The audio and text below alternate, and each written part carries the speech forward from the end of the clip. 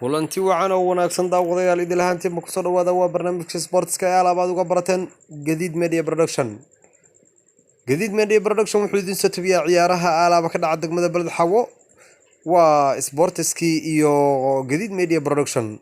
galabta ayaa waxaa madaxa isdaray labada kooxood oo kala ah Jubba FC iyo Hormuud United.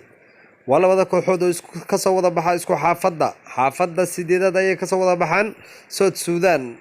labadaas kooxood ayaa maanta madaxa isdaray wareegii koowaad ee liigi ka socday garoonka Borre Stadium.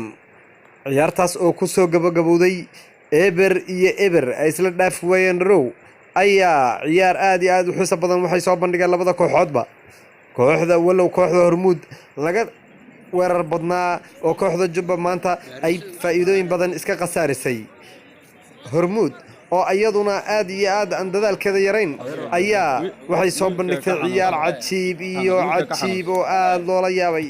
waa kan firkigyadii ka mid ahaa iyo kornooyinkii ay soo turteen kooxda Hormuud. waxay wadataa ciyaartoy aad iyo aad u tayo badan. waxaa ka mid ah Mario, waxaa ka mid ah Kante, waxaa ka mid ah Super Striker Barrio. sidoo kale waxaa kooxda Jubba ay wadataa ciyaaryahanka lagu magacaabo Shakur Bogba iyo ciyaaryahankii oo tareega ahaayo magaca ku dheeraa la yiraahdo Philip Jones. waa ciyaartoy aad iyo aad u tayo badan. ciyaarta biri dhici doontana waxaa weeye Xalanley iyo SBC. waanu ka war dhowri doonaa natiijadu waxay noqon doonto. waxaad kala socotaan Gadid Media Production. fadlan subscribe saar oo like saar oo share gare.